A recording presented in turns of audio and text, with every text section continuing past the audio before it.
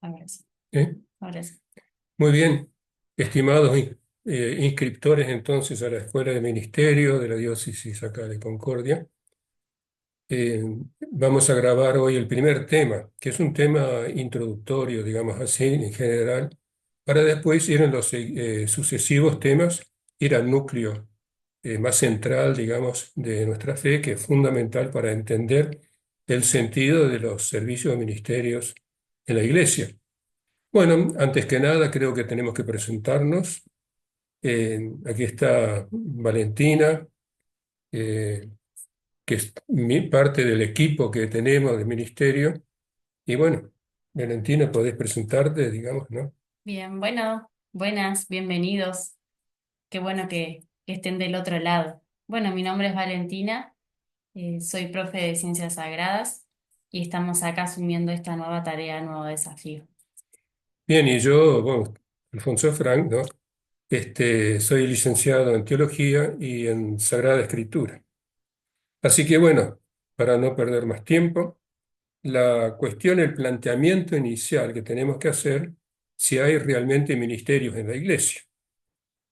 A veces ustedes van a decir, sí, los hay, pero claro, en todas las parroquias tienen organizaciones, tienen equipos, etcétera, pero no es lo mismo que una organización social común, en donde también hay servicios de ministerio. En la Iglesia, no es la Iglesia misma que se inventó determinado ministerio, sino que es el Dios mismo, a través del Espíritu, que suscita esos ministerios, esos servicios en la Iglesia. Y todo arranca ¿de dónde? Arranca en Jesucristo, que es el primer ministro. Es decir, eh, por designio del Padre, el Verbo, el Logos eterno de Dios, se encarna, se hace hombre, y de esa manera puede ser mediador de la salvación. Por eso, hay todo, digamos, una acción de la Trinidad del Padre que proyecta, el Hijo que se encarna para realizar la salvación por el poder del Espíritu. Entonces, los ministerios en la Iglesia surgen desde la misma realidad de la Iglesia como el pueblo de Dios, y el mismo Jesucristo es el que instituyó, podríamos decir así, esos ministerios para que perduraran después a lo largo de la historia de la Iglesia, digamos, ¿no? Tenemos que tener en cuenta una cosa importante. Y yo le decía que Jesucristo es el primer ministro, porque es el único que puede relacionarnos realmente con Dios. No es lo mismo con el caso de otros fundadores de religión. Por ejemplo, Buda dice, yo les muestro el camino, pero ustedes síganlo.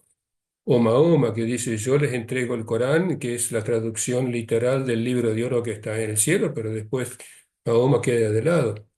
En Jesucristo no. Él dice, yo soy el camino. Él mismo en su persona es el camino. Él nos asume en su persona y ahí nosotros vamos a encontrar la revelación definitiva, la verdad, porque es el sentido en San Juan, y así tenemos también la vida, que es la salvación. Entonces Jesucristo es el primer ministro, podemos decir así. Ahora, Él comparte eso con ministros humanos, porque evidentemente por la resurrección Él está en la eternidad y ya no puede, no lo podemos encontrar sensiblemente, digamos así, ¿no? Bueno, muy bien. Que haya ministros, haya mediadores, está en la Sagrada Escritura ya antiguamente. Por ejemplo, hay una frase, o si no, podemos pensar en Abraham, por ejemplo, en Génesis 18, en donde Dios le confía un proyecto que tiene de destruir la ciudad de Sodoma y Gomorra por la tremenda corrupción que hay ahí. Y Abraham intercede y dice, Señor, pero si hay 50 justos, vas a hacer morir los 50 justos con todos. El juez de todo el mundo va a cometer semejante injusticia, dice Abraham, fíjense. Entonces dice, no, no lo voy a destruir, soy 50 justos. Y Abraham va regateando, va bajando y llega hasta 10. Y dice, Dios le dice, no, si hay 10 no voy a destruir la ciudad. Y Abraham frenó ahí. Es decir, es como que pensase que depende de la cantidad de justos. Por eso, Valentina va a leer un párrafo del profeta Jeremías y escuchen lo que dice Jeremías. Recorran las calles de Jerusalén, miren e infórmense bien. Busquen por sus plazas a ver si encuentran, aunque sea uno solo, que practique el derecho y que busque la verdad, y yo perdonaría a la ciudad.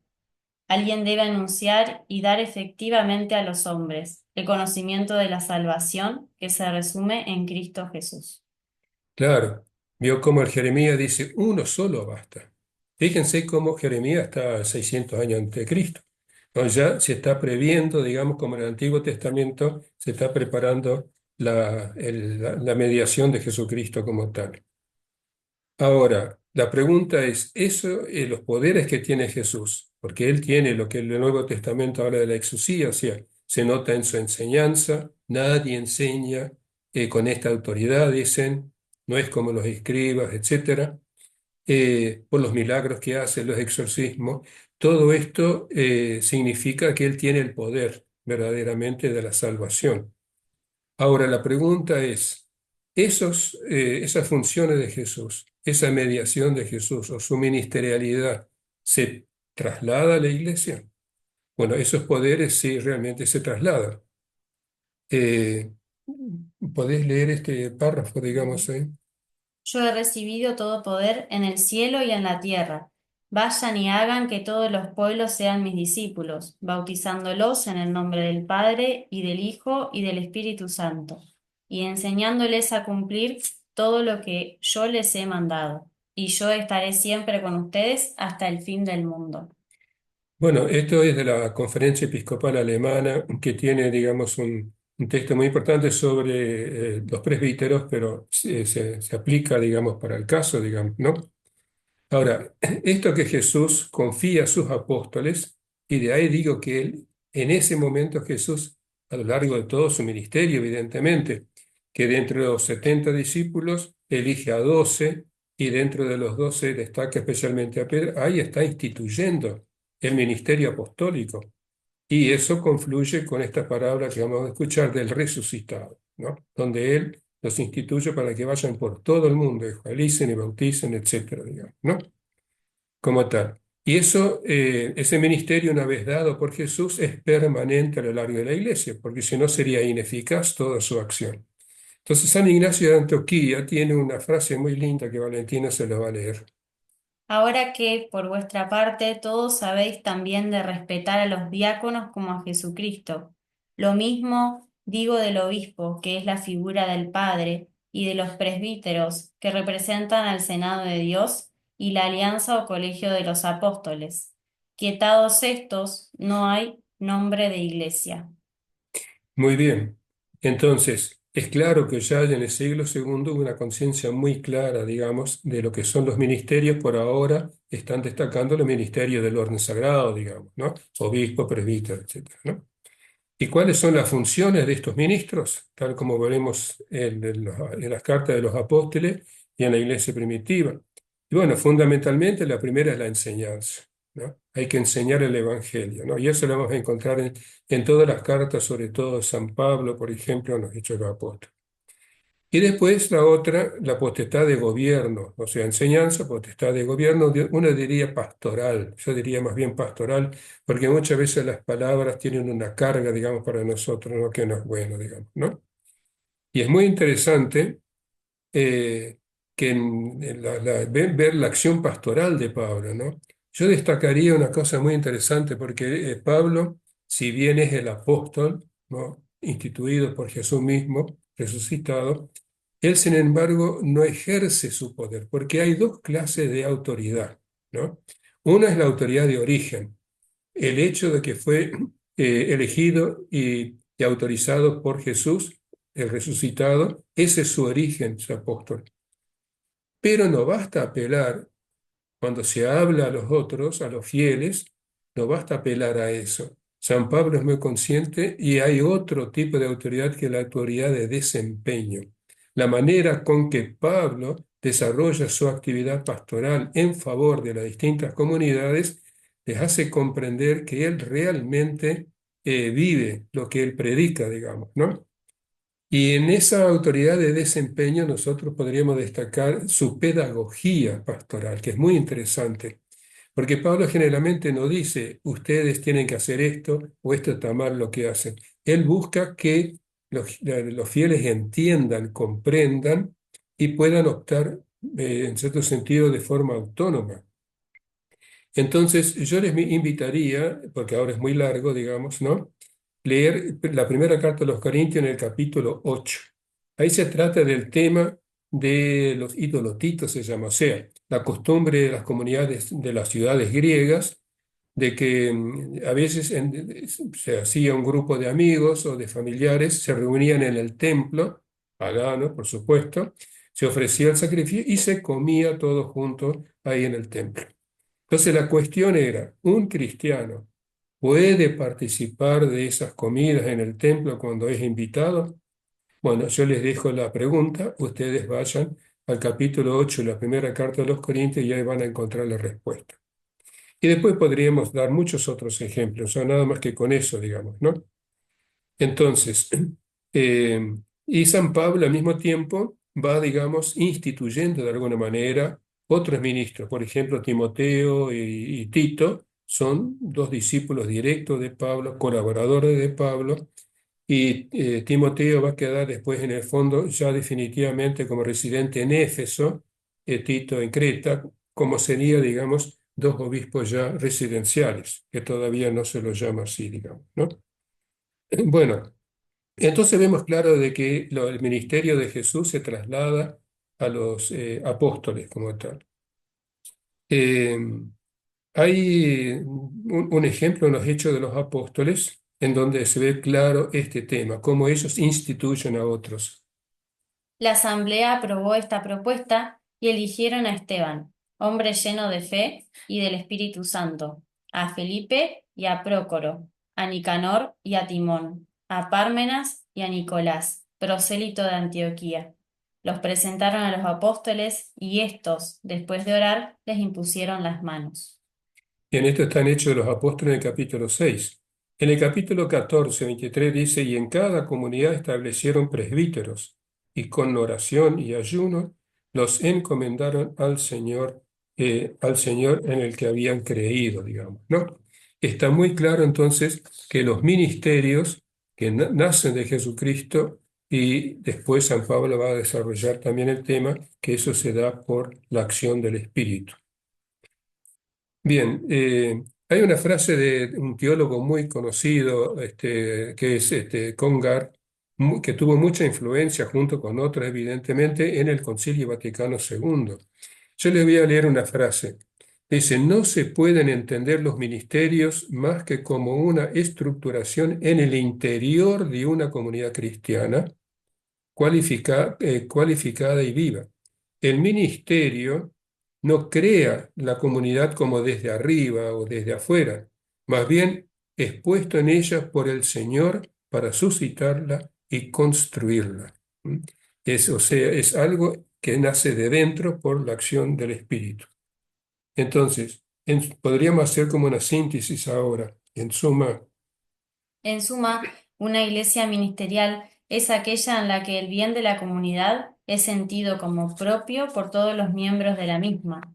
Una iglesia en la que se comparten tareas y responsabilidades, donde se busca la unidad desde la diversidad, donde la iglesia se percibe toda ella como ministerial. bueno, muy bien, creo que esto queda bastante bien claro. Estamos centrados hasta ahora básicamente en el Ministerio del Orden, podríamos decir así, que eh, hay que desarrollarlo un poco también para entender eso, digamos, ¿no? Ahora, ¿qué relación hay entre el sacerdocio común de los fieles por el bautismo?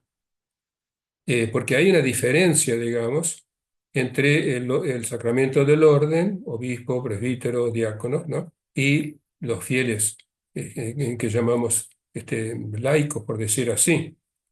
Bueno, acá yo quisiera declarar algo. El concilio dice muy bien que la diferencia que se da entre ordenados y no ordenados, o sea, laicos, no es de grado, sino de naturaleza, de esencia. ¿Qué quiere decir? Si fuera de grado, entonces evidentemente los obispos sacerdotes seríamos superiores. Es como sucede en las organizaciones civiles, ¿no? El ministro es superior, digamos, al secretario, o el oficial superior al cabo, por ejemplo, y van escalando, digamos, así. En la iglesia no es así. La diferencia es de naturaleza. Quiere decir, a ver si me logro explicar, sobre la base común del bautismo surgen dos realidades. Por un lado, el sacramento del orden y por otro lado, el ministerio laical. Ahora, estos dos, porque son de naturaleza, son complementarios. No hay uno que es más importante que el otro, porque los dos son necesarios. Te imagínense, obispos, sacerdotes sin fieles, ¿para qué? Y si tenemos fieles sin obispos y sin sacerdotes, y bueno, la comunidad se dispersa. Entonces los dos son necesarios, se complementan. Quizás podríamos hacer un ejemplo con el matrimonio. La esposa y el esposo son los dos iguales, de la misma naturaleza, pero tienen roles distintos. Evidentemente, un varón solo no puede ser padre, digamos, teóricamente, ¿no? Si hablamos de la familia. Y la mujer tampoco. Entre los dos son capaces de concrear con Dios una nueva vida, pero entre los dos. Entonces los dos son complementarios. No hay una diferencia de 11 de grado, que uno sea superior al otro, sino que de naturaleza. Como es de naturaleza, son complementarios. Bueno, creo que este concepto me parece que es importante, digamos, para, para este tema, digamos, ¿no? Y bueno, yo no les quiero cansar más. Valentina lee los cosas, yo no lo expliqué al principio, me olvidé, porque hubo una desinteligencia en cuanto a la preparación de los temas, entonces ella no tuvo tiempo de preparar. Entonces le digo, bueno, pero participa y por lo menos lees, y en otra oportunidad va a desarrollar sus temas también. Bueno, sería la última cita que vamos a leer y con eso hacemos una clarificación de distintos servicios y terminamos. Pongan al servicio de los demás los dones que han recibido como buenos administradores de la multiforme gracia de Dios. El que ha recibido el don de la palabra, que la enseñe como palabra de Dios. El que ejerce un ministerio, que lo haga como quien recibe de Dios ese poder, para que Dios sea glorificado en todas las cosas por Jesucristo. A Él sea la gloria y el poder por los siglos de los siglos. Amén. Esto de la primera carta de San Pedro en el capítulo 4, ¿no? Versículos 10 a 11. Bueno, finalmente hay que hacer una aclaración sobre distintos nombres que se le da, digamos, ¿no? Eh, Porque entonces en la iglesia tenemos servicios y ministerios, todos son servicios en última instancia. Lo que pasa es de que hay servicios que surgen en las comunidades según las necesidades y son aceptados, entonces son servicios reconocidos.